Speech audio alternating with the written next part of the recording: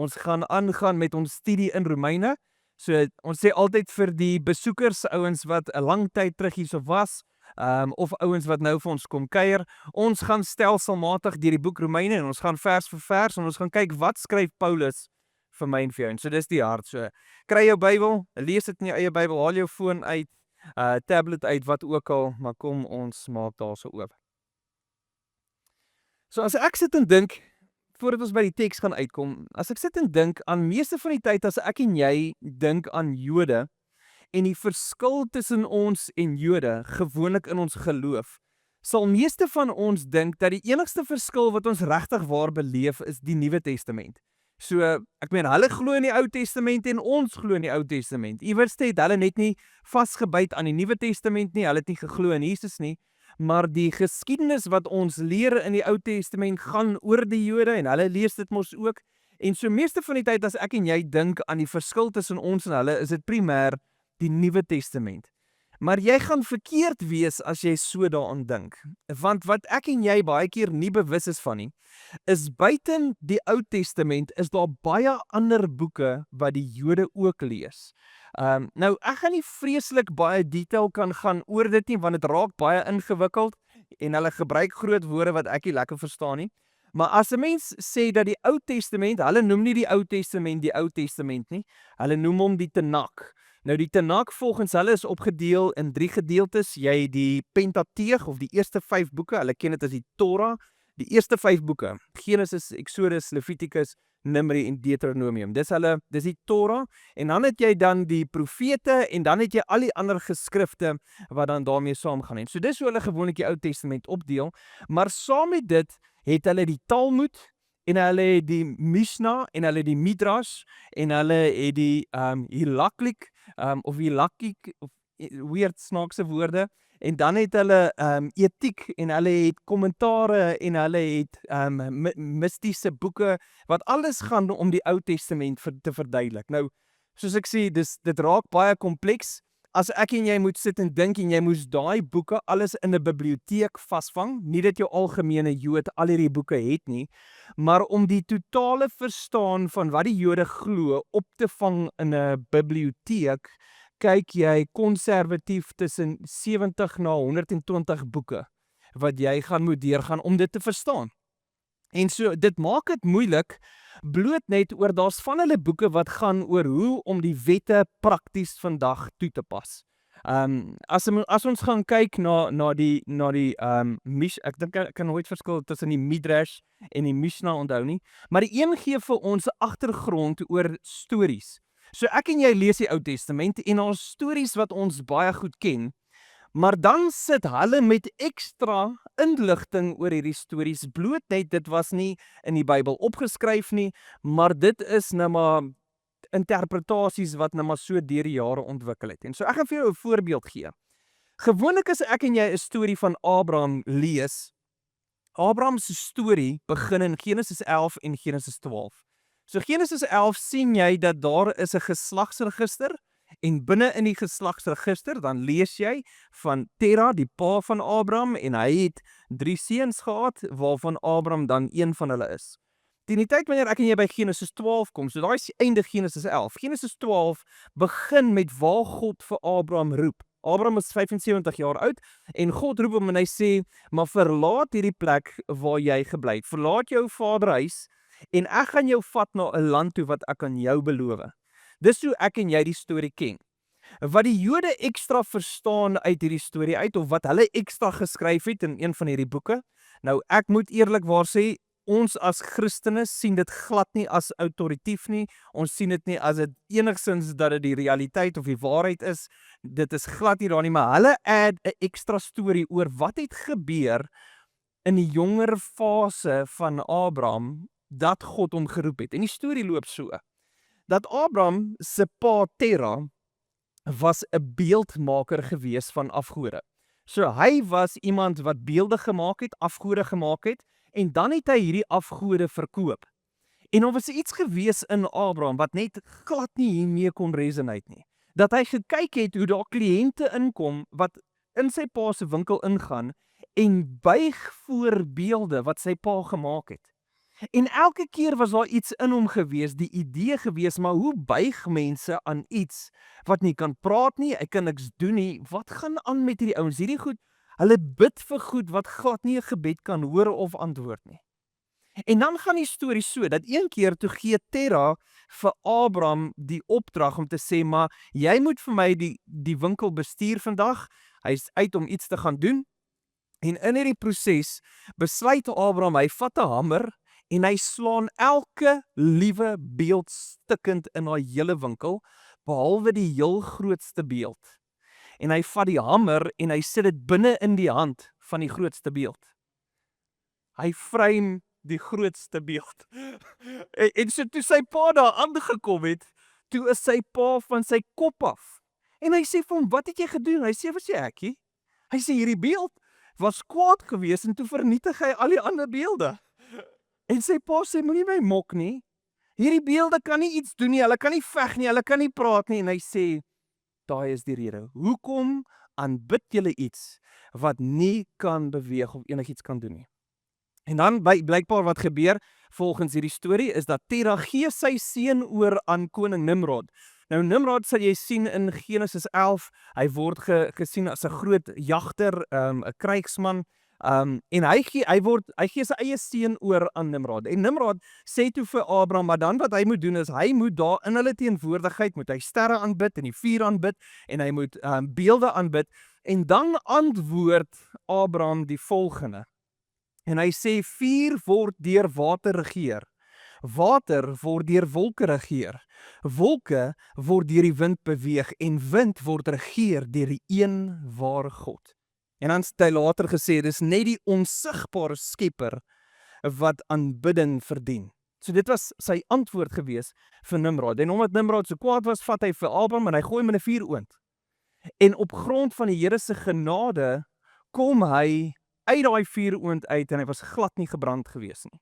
Daai is die storie wat vir jou probeer verduidelik hoekom Abraham binne in 'n plek en 'n nasie wat soveel gode gedien het, God gekies het en dat God met hom gepraat het en gesê het, ek kies jou om na hierdie nasie toe te gaan. So met ander woorde, stories wat ek en jy ken, wat ek en jy deur die Bybel lees en jy het al baie keer deur dit gegaan en jy verstaan 'n sekere storie, so verstaan Jode anderste.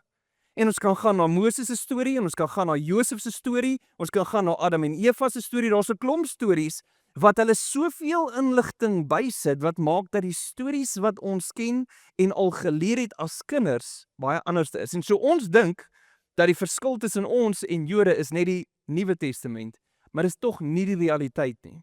Op die einde van die dag, sien die Jode dinge baie anderste. Hulle beleef dit baie anderste. So as ons wonder, hoekom lees hulle dieselfde Ou Testament as wat ons lees, en hulle kom nie op die konklusie dat Jesus die Messias is nie, is want daar is 'n klomp ander boeke wat bygesit word. Ons glo dat as jy die skrif lees, moet die skrif homself interpreteer. Hierdie ouens glo dat wanneer jy die skrif lees, kan jy dit nie lees as jy nie die interpretasies van hulle tradisies saam met dit lees nie. En dis hoekom Jesus in die Nuwe Testament gesê het, en julle het gehoor dit is gesê, maar ek sê vir julle. Julle het gehoor dit is gesê, maar ek sê vir julle. En so dis wat gebeur, is ons sien dat die Jode sit 'n klomp goeters by, wat ek en jy net nie gaan verstaan in ons konteks nie. Ek meen, ons lag oor 'n storie van Abraham, wat 'n hamer in 'n standbeeld se hand sit en hy vry die standbeeld. Dit voel vir ons absurd, maar dis wat die Jode glo. En so ek en jy moet verstaan, teen die tyd wanneer ek en jy by Romeine uitkom, skryf Paulus aan 'n groepering van mense. So binne in die Romeinse kerk het jy 'n mengsel van Jode en nie Jode. Nou nie Jode gewoonlik is ouens wat gewoonlik heidense agtergrond gehad het, so dis ouens wat groot geword het om Romeinse gode te aanbid, om Griekse gode te aanbid, al hierdie verskillende heidense gode te aanbid, en so hierdie ouens het tot bekering gekom. En aan die ander kant het jy Jode wat groot geword het met die wet, groot geword het met al hierdie geskrifte, hulle het groot geword met hierdie goeters, en hulle het ook iewerste intussen die Here ontmoet. En so nou sien jy dit in meeste van Paulus se briewe. Jy sien hy skryf dit in Galasiërs. Hy skryf heeltyd met hierdie tension dat hierdie mense wil heeltyd wette terugbring. Hierdie Jode het 'n mindset wat heeltyd net terugkom en hulle kan net nie vasbyt aan wat regtig moet gebeur om Jesus te volg nie. Nou ons beleef hierdie goeters in ons eie lewe. Ek het gister vir die heel eerste keer paddle gespeel en dit was terrible. Okay. Bloot net nie dat dit so ek bedoel daarom is ek daar so met nice mense gewees, maar vir wat dit werd is die van julle wat nie weet wat paddle is nie. Paddle is soos 'n mengsel tussen tennis en squash. En so ek het vir omtrent seker so 2,5, 3 jaar lank squash gespeel. Nooit baie goed nie, maar dit was baie lekker geweest, lekker oefening geweest. En so jy vat lank om eventually squash te begin speel, maar wanneer jy dit speel is dit baie lekker. En die lekker ding van squash is as daar so 'n balletjie so mooi kom en jy whack hom teen daai muur laat hy mooi so in 'n hoekie gaan sit vir die opponent. Daar's net so iets satisfying in dit. En toe ek paddle gaan speel en daai tennisbal kom so mooi en dan whack ek, dan's al so iets in my om squash te speel en dan whack ek die bal uit. As ek weer kyk, moet ek op die tennisbaan gaan haal. Dis wat gebeur as jy 'n mindset het van iets spesifiek. So elke keer skop my squash instink in, maar dan besef ek is nie meer besig om squash te speel nie. En dis wat gebeur met Jode. Jode kom uit 'n perspektief uit van 'n manier dink. Hulle is groot geword met wette. Hulle is groot gemaak dat ons is die Israeliete. Ons is God gekiesde mense. Ons is die mense wat God eintlik uitgekies het uit die hele nasie uit. Nou kom hierdie ouens en hulle begin Jesus volg en daar's net iets wat net nie klik nie. Daar's nie die ou patrone wat heeltyd besig is om uit te kom.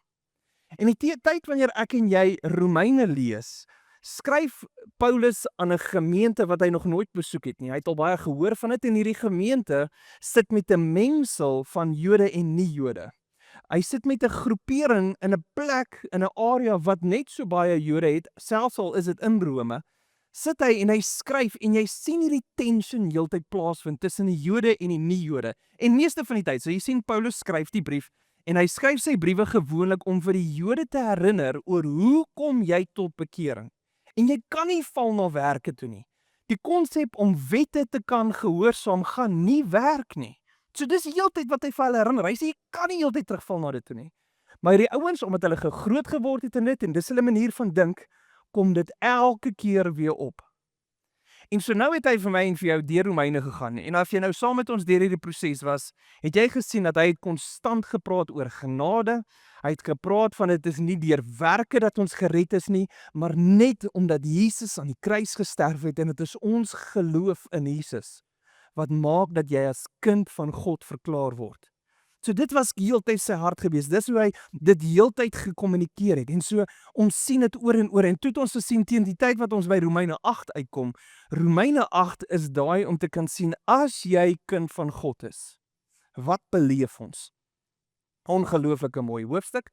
En nou kom ek en jy by Romeine 9. Romeine 9 begin vir my en vir jou primêr die oomblik wanneer hy begin praat oor hierdie Jode, sy volksgenote is wat hy hulle noem. So kom ons begin.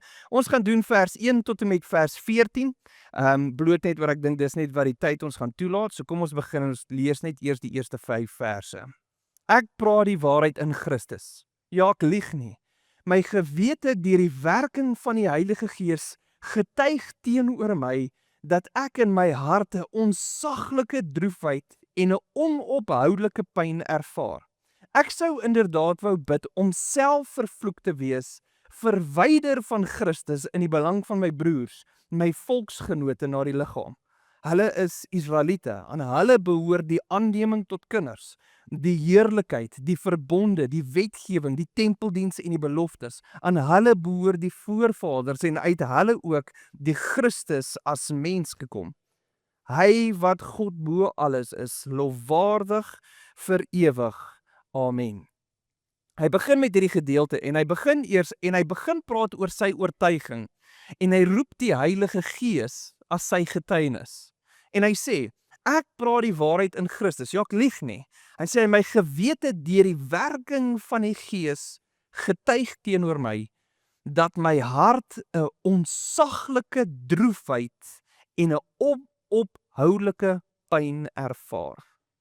So hy kom in hierdie gedeelte, en hy begin hierso en hy dink aan die Jode, hy dink aan die Israeliete, sy volksgenote, en hy het hierdie droefheid, hy het hierdie pyn wat hy beleef in sy hart. Nou, julle moet onthou, hy voel hierdie, omdat hy kyk na 'n groepering van mense, en hierdie groepering van mense, kies nie Jesus nie. En Paulus weet, dis net deur Jesus wat jy verlos kan word.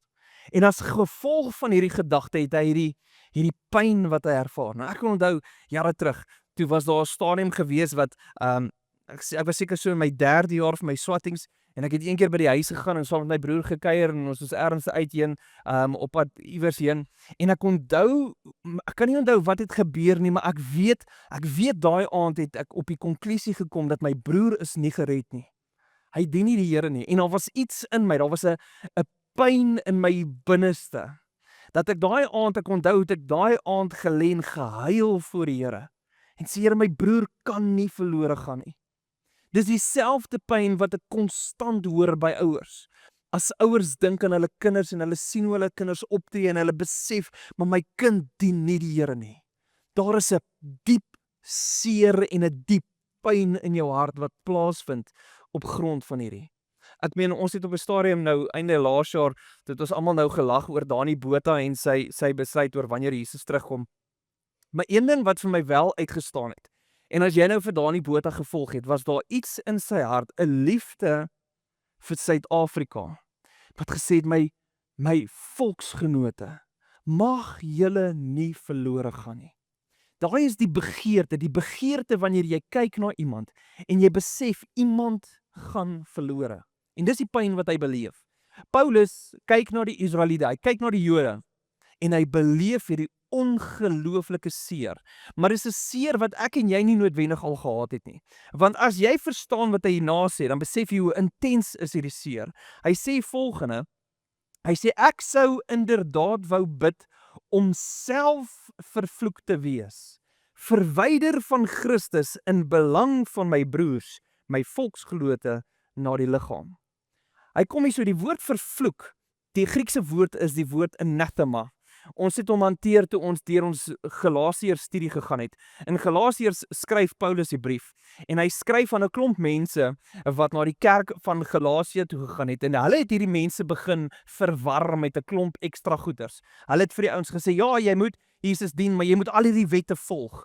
En dan heel in die begin, Galasiërs, jy kan sommer sien die temperatuur van Paulus se hele wese is baie anders in Galasiërs. Al die ander boeke skryf hy met 'n baie goeie introduction. Hy begin basies die brief om te sê, "Hey, ek is Paulus, ek is apostel gekies deur die Here," en dan trek hy weg en hy trap hierdie ouens vas. En in vers 8, dan kom hy, ek dink dit is vers 7 of vers 8, dan kom hy en sê hy, mag enige een wat 'n ander evangelie as wat ek verkondig aan julle vervloek wees. Anathema. Anathema beteken dat jy is gedoem vir vernietiging sonder enige hoop vir redding. Dis wat anathema, hierdie vervloek beteken. Dit beteken dat in Galasiërs bedoel hy dat enige ou wat iets anders te vir julle kom sê as wat ek vir julle sê, mag daai ou hel toe gaan, 'n ewigheid van vernietiging sonder enige hoop om gered te word. Dis wat anathema beteken. Hier kom hy en hy sê ek het hierdie onophoudelike pyn. Hy sê en ek bid as ek dit kon regkry, sou ek wil vervloek wees. Verwyder van Christus, wat beteken ek sal hel toe gaan as dit sou beteken dat my volksgenote Jesus sou ontdek. Dis sy liefde vir die Jode. Dis sy liefde vir die mense om hom. Hy sê ek is bereid om myself neer te lê op grond van hulle. Dis iets wat jy nie sommer verstaan nie. Dis iets wat ek en jy nie lekker kan snap nie. En ek dink die naaste wat ons baie keer kom aan daai, is die oomblik as jy kinders het. Die oomblik wanneer ek en jy, en ek weet nie of ons altyd so ver sal gaan nie, maar ek dink dis die naaste wat 'n mens kom, is die oomblik wanneer jou kind uitroep en sê, maar waar is Jesus dan? Dat daar alles in jou is om te sê, ek sal enige prys betaal, sodat my kind Jesus nou moet beleef. Sodat my kind Jesus moet volg. En hier kom Paulus en hy sit met hierdie diep, ongelooflike pyn in sy hart teenoor die Jode. Hy sit met 'n diep liefde en hy sê ek is bereid om my ewigheid prys te gee. As dit sou kon werk, sou ek vir die res van ewigheid in die hel spandeer vir hierdie ouens se lewens. Dis 'n ander liefde. Dis 'n diep liefde wat ek en jy nie verstaan nie. Is 'n liefde wat ek en jy nie in ons hart het vir ons fellow Suid-Afrikaners wat om ons is nie. Dis nie iets wat ek en jy beleef nie, maar tog is dit wat Paulus is en iets wat hy verstaan. Is maak nie saak of dit sy begeerte is nie, hy sal dit nooit kan doen nie. En hier is die slegste realiteit wat ons altyd mee moet face. Is dis die een ding wat jou kinders nooit kan gee nie, is jy kan nie vir hulle 'n verhouding met Jesus gee nie. Jy kan hulle leer wie is Jesus, jy kan in 'n voorbeeld van jou lewe, kan jy wys hoe lyk dit, jy kan tyd saam met die Here spandeer en jy kan dit saam met hulle deel, maar die ervaring van die Heilige Gees in hulle lewens moet hulle self ervaar.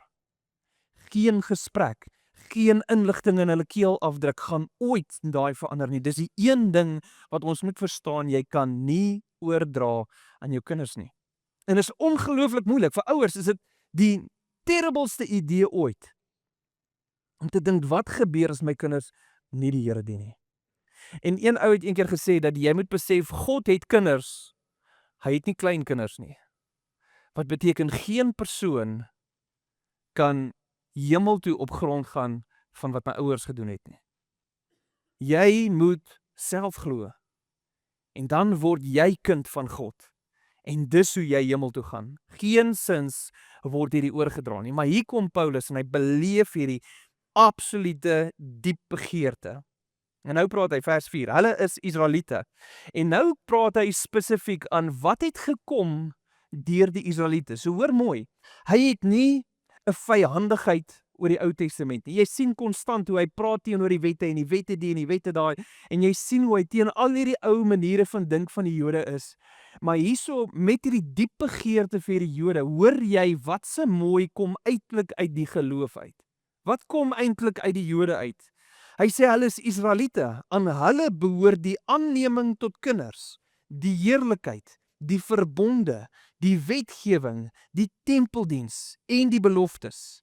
Aan hulle behoort die voorvaders en uit hulle ook het die Christus as mens gekom. So kom ons gaan breek hulle een vir een af. Hy sê aan hulle behoort die aanneming tot kinders. Dit was deur hulle wat God gesê het, ek gaan hulle aanneem as my volk. So met ander woorde, ek en jy kan nie die konsep van kind van God verstaan as jy die Ou Testament weggooi nie. Ons moet verstaan die heerlikheid van die Here beleef jy konstant in die Ou Testament. Jy sien hoe lyk dit wanneer die teenwoordigheid van God neerdal en daai het gebeur saam met die Jode. Toe God sy hart en homself geopenbaar het aan sy volk, sy mense. Dis die heerlikheid van God wat ons sien en beleef. As ons gaan kyk na die verbonde, die verbond wat God gemaak het met Abraham, om te kan sê dat julle gaan my nasie wees en ek gaan julle vader wees. Die verbond wat hy gemaak het met Noag en met Adam, die verbonde wat hy gemaak het om te sê dat maar julle sal heers, julle sal regeer oor hierdie aarde en vat rentmeesterskap oor dit wat ek vir julle gegee het. So jy sien konstant hoe God verbond gemaak het met ouens reg deur die Ou Testament en daai goeters is net op grond van die Ou Testament. Ek en jy verstaan ons Nuwe Testament veel beter as jy die Ou Testament ook ken. En dan gaan hy verder en dan sê hy aan die wetgewing, wat is reg en wat is verkeerd, God se standaard, God se heiligheid wat daarmee saamgaan. Alright, so hy gaan aan, hy praat oor wetgewing, dat dit was deur God en die Ou Testament wat ons sien wat is reg en wat is verkeerd. Dis wat ons weet. As ons gaan kyk spesifiek na tempeldiens, die feit dat daar mense was wat tyd en energie spandeer het in die teenwoordigheid van die Here om diensbaar te wees in die teenwoordigheid. Laasweek het ons gepraat oor hoe hierdie diensbaarheid is deel van aanbidding. Dan praat hy spesifiek oor die beloftes. As ek en jy terugdink aan al die beloftes, ek dink daar's oor die 300 profetiese beloftes wat praat oor Jesus wat as Messias gaan kom. En so hy sê, ek en jy begin verstaan en begin waardeer wat in die Ou Testament plaasgevind het. Maar jy moet verstaan, hy het alles uit, in die hele wêreld uit, God skep alles. Het hy een volk, een nasie gekies. En in hierdie volk, hierdie nasie, het hy mense opgerig en hy noem hulle die voorvaders. Dis 'n Adam en dis 'n Eva en dis 'n Abraham en dis 'n Isak en dis 'n Jakob en dit is 'n Elia en dis 'n Daniel en dis al hierdie ouens. Hy roep hierdie ouens op en ons sien hoe God, die skepper van alles, interaksie het op hierdie aarde onder een volk. En so hier kom Paulus en hy sê jy kan 'n klomp goed dink en jy kan 'n klomp goed wonder, maar een ding waaroor ons oortuig is as ek en jy 'n waarde moet hê vir die Jode, 'n waarde moet hê vir die Israeliete. Is dit nie oor hoe hulle Ou Testament verstaan nie. Dis nie omdat hulle enigiets anders te gehad buiten die feit dat God gekies het. Hierdie is my mense en hierdie is die mense deur wie ek my heerlikheid sal wys. En so dis wat hy sien. En dan gee hy eer aan die Here. Hy gee eer aan die Here en dan kom hy op 'n stadium in vers 6 en sê dis nie asof die woord van God nou gefaal het nie. Want nie almal wat uit Israel afkomstig is die ware Israel nie. Ook nie almal wat die nageslag van Abraham is sy kinders nie. Die konsep wat ek nou net vir jou gesê, dat jy kan nie 'n kind wees op grond van die feit dat jou ouers die Here dien nie. Hier kom en hy sê, jy moet verstaan, die feit dat jy uit 'n bloedlyn uitkom, maak jou nie kind van God nie. 'n Jood, meeste van die Jode wat glad nie die Here dien nie, wat glad nie op 'n punt is dat hulle ooit ergens hulle voete in 'n sinagoge sit of ooit ergens die tyd maak om die woord te bestudeer nie. 'n Klomp van hierdie Jode gee glad nie energie daaraan nie, maar hy glo nog steeds ek is gekies. Hoekom? Want ek is uit die bloedlyn van Abraham. En hier kom hy en Paulus sê vir ons, jy moet verstaan, hierdie bloedlyn beteken vir jou niks. Hierdie bloedlyn het geensins 'n effek op jou geloof nie. En sê dis nie asof die woord van God nou gefaal het, want nie almal wat van Israel afkomstig is die ware Israel nie, en ook nie almal wat die nageslag van Abraham is sy kinders nie. Inteendeel, daar staan dit is deur Isak dat jou nageslag benoem sal word. Dit wil sê, dit is nie die kinders na die liggaam wat kinders van God is nie, maar die kinders na die belofte word as nageslag beskou, want dit is die woord van die belofte, teen hierdie tyd sal ek kom en sal Sara sal 'n seun hê. Nou hier kom hy en hy gebruik 'n baie vreemde konsep as jy nie die Ou Testament reg verstaan nie. Hy kom op 'n stadium en dan sê hy vir jou, dit help nie jy sê jy's 'n kind van Abraham nie. Want as jy nie geweet het nie, Abraham het 8 seuns gehad. So, en dis nie 'n vreemde, jy kan dit letterlik gaan lees. So sy eerste seun was Ismael gewees. Ismael was die seun gewees wat hy saam met Hagar gekry het. Daarna het hy vir Isak gekry. Na Sara se dood, het hy nog 6 ander seuns gekry. So Abraham het 8 kinders, 8 seuns in totaal gehad. Maar uit die 8 uit was dit net die een gebore uit Sara uit. Net die een wat die belofte gedra het van wat God gesê het. So grootendeels kom die Jode en hulle sê, maar ons is 'n kind van Abraham, en hy sê, maar dit maak nie saak of jy sê jy is kind van Abraham nie, want daar is 7 ander kinders wat nie die belofte gedra het nie. Die groot ding is jy moet verstaan, dit was die belofte gewees van God. Dit was nie die kinders wat net natuurlik verwerk was nie, dit was die een kind gewees wat bonatuurlik verwerk was. Dit was die een kind gewees wat toe natuur gesê het, jy kan nie 'n kind gee nie, dit was toe God ingetree het, daai is die kinders wat God die belofte voorgegee het. So met ander woorde, ek en jy moet verstaan, dis nie 'n fisiese bloedlyn wat my en vir jou deel maak as kind van God nie, dis 'n bonatuurlike uitroep en deel maak van sy belofte. So dis die eerste ding wat hy vir my en vir jou laat verstaan. Die tweede ding waarna hy aangaan, is dan gaan hy aan en hy sê vers 10, hy sê, en dit is nie al nie. Ook Rebekka het uit een man swanger geword, naamlik uit ons voorvader Isak, wat nog voor haar kinders gebore is of iets goeds of kwaads gedoen het, is vir haar gesê dat die oudste sal die jongste dien. En dit het gebeur sodat God se voorneme volgens sy uitverkiesing sou bly staan, nie op grond van die mense se dade nie, maar op grond van hom wat geroep is. Soos daar geskryf staan, Jakob het ek lief gehad, maar vir Esau het ek 'n afkeer gehad. Jou Afrikaans 53 sal sê, vir Esau het ek gehaat. So hier kom en hy gebruik nou die volgende voorbeeld. Hy sê so, tussen die 8 kinders van Abraham, was een bonatuurlik gewees. Met ander woorde, as ek en jy wil weet, waar kom jou kindskap uit? God kies uit 'n bonatuurlike verwekking wat in jou hart is. Hy maak jou kind van hom en is bonatuurlik. Nie omdat jy iets gedoen het nie omdat jy enigiets nice was, niks nie. En nou net om daai voorbeeld sterk te maak, gebruik hy die volgende voorbeeld. So Abraham het 'n seun gehad met die naam Isak. Isak het getrou met Rebekka en Rebekka het 2 kinders gehad. Jakob en Esau, die tweeling. Nou jy sal nou al die storie relatief goed ken. In hierdie proses, toe Jakob en Esau groot geword het, Esau wees eerstegebore, Jakob was tweedegebore, was daar alles in Jakob dat hy die geboortereg vir homself wou gehad het. Hy wou alles doen in sy vermoë om die geboortereg te gehad het. En eers op 'n stadium nou is Esau uit, Esau is besig om te jag, hy kom terug eventually en hy kom al by die huis en hy is dood van die honger. En dan wat gebeur is, dan sien hy, maar Jakob is besig om kos te maak, en dan stap hy na Jakob toe en hy sê vir Jakob, Jakob, gee my asseblief kos, as jy my nie nou kos gee nie, gaan ek doodgaan. En dan sê Jakob, is reg, geef vir my jou geboortereg en ek gee vir jou kos. En wat gebeur is, in daai oomblik, dan ag Esau sy lewe as belangriker as sy geboortereg. En hy verruil sy geboortereg in daai oomblik. Dan so ons sien dat basies Jakob bedrieg vir Esau uit sy geboortereg uit. Later, teen die tyd wanneer ons sien dat Isak is so stokhoring oud, hy's net so aan die kant biltongfase, hy kan nie lekker sien nie, hy kan nie lekker hoor nie, hy weet nie lekker wat alles aangaan nie, dan sien ons dat Jakob gaan en hy bedrieg sy pa. So met ander woorde, hulle is 'n tweeling, so ek neem aan hulle figuur lyk semi dieselfde.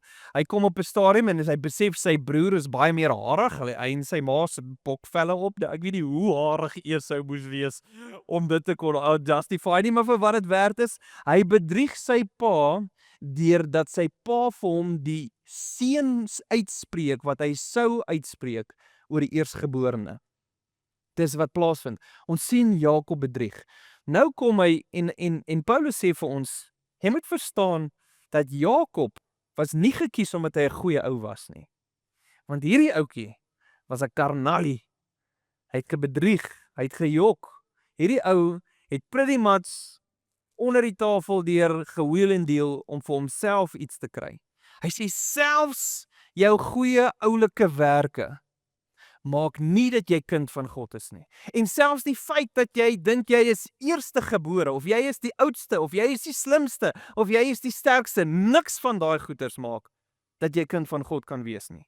So nou kom hy op 'n stadium en hy begin hierdie goeters hanteer en dan quoteer hy spesifiek hierdie laaste stukkie. Hy sê vir hom, hy sê soos daar geskryf staan, Jakob het ek lief gehad, maar vir Esau het ek 'n afkeer gehad, of vir Esau het ek gehaat.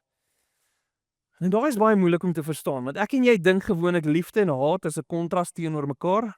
Daai tyd in die oorspronklike Hebreëus en die oorspronklike Grieks het jy nie so 'n intense manier gehad van hoe dit dink nie, so dis hoekom jy Afrikaans 2020 vertaal hom as 'n afkeer gehad. Jy sien die voorbeeld Lukas 14. Lukas 14 is daar massas mense wat Jesus volg.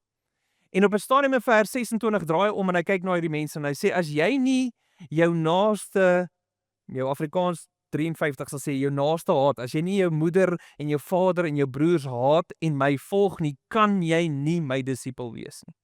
Later verwys hulle eintlik, of jy Afrikaans 2020 gebruik, daai ook as 'n afkeer. As jy moet 'n afkeer hê vir jou vrou en vir jou man en vir jou kinders, en as jy nie 'n afkeer vir hulle het nie, kan jy nie my disipel wees nie. Nou wat bedoel Jesus toe hy dit sê? Hy sê dat die oomblik wanneer jy Jesus dien, moet jou liefde vir Jesus so oorweldigend groot wees, dat in vergelyking teenoor my liefde vir my kinders, kom dit voor soos haat. Dis hoe groot verskil ek eintlik moet hê vir my liefde vir God. Meeste van ons het 'n groter liefde vir jou kinders, of 'n man, of 'n vrou, of jou girlfriend, bo wat jy het vir God. Hier kom Jesus en hy sê, as jy my disipel wil wees, moet daai liefde so ver verhewe bo dit wees, dat dit moet lyk asof jy die ander om jou haat. Jy sien dieselfde gebeur teen die tyd wanneer is dit Jakob het 2 vrouens gehad, die lelike eentjie Lea en die ene waaroor hy in trane uitgebars het, so mooi is hy, Rachel. En jy kyk basies na hierdie 2 en Lea praat heeltyd daarvan dat dat Jakob haar gehaat het. En hy het nooit. Jakob het haar nooit gehaat nie. Hy was 'n terrible pa gewees. Hy het Josef voorgetrek vir die ander seuns. Hy het 10-1 nie dit is 'n geheim gemaak dat hy baie meer hou van Rachel nie, maar die verskil, sy liefde vir Rachel was soveel keer groter as sy liefde vir Lea, dat dit het voorgekom soos haat. Maar tog, die dag toe Jakob gesterf het, toe word hy begrawe waar Lea begrawe was. Maar hier is die ding, dis ek en jy moet verstaan, die konsep tussen liefde en haat, wanneer hy 'n kontras in dit so sit, tussen Jakob en Esau, beteken dat die liefde vir Jakob was soveel groter. Maar hy gebruik hierdie spesifiek uit 'n gedeelte Maleagi 1. En wanneer hy Jakob en Esau gebruik in die twee verskillende, om te sê vir die een het ek so lief gehad en die ander ene het ek nie, praat hy nie eintlik nou meer oor die individue nie, maar hy praat eintlik oor hulle wat nasies geword het.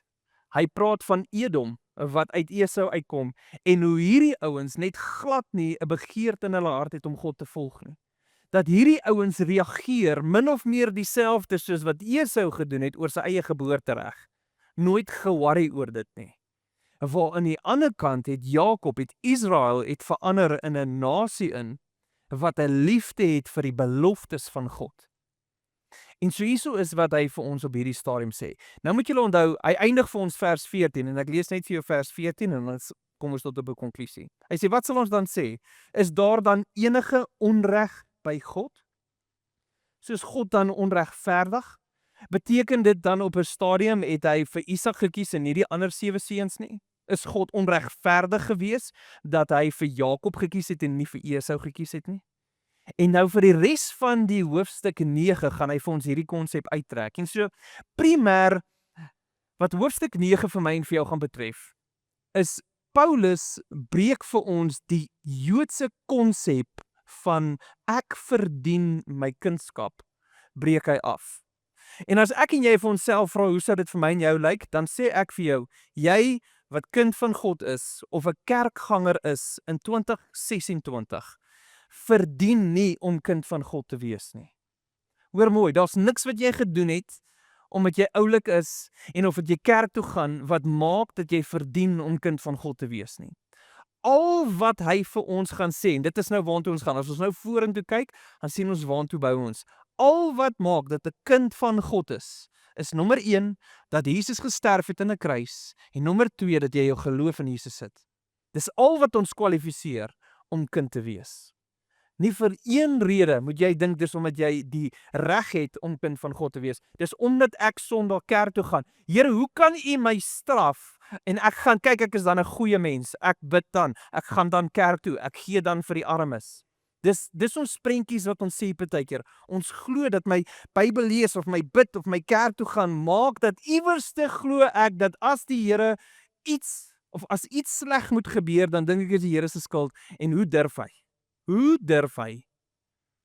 Hoor mooi, hier kom hy en hy breek vir ons daai hele manier van dink af. Waantoe ons gaan vat, en ons gaan dit nou nog studeer, hy gaan vir ons sê in Romeine 9 vers 30, as ons hieroor nadink, wat is ons slotsom? Dat die nie-Joodse nasies die vryspraak deur geloof verkry het, al het hulle nie daarvoor beywer nie. Nie-Jode kry hulle kindskap nie omdat hulle gewerk het nie, maar op grond van geloof. Romeine 10 vers 4, Christus is immers die eindbestemming van die wet, sodat elkeen wat in hom glo, vrygespreek kan word. Romeine 10 vers 10, want as ons glo met ons hart, word ons vrygespreek, en as ons met ons mond bely, word ons verlos. En so dis waartoe ons gaan vat. Hy herinner ons, maak nie saak wie jy is nie, maak nie saak wat jy dink nie, ons kry ons vryspraak net op grond van ons geloof in Jesus.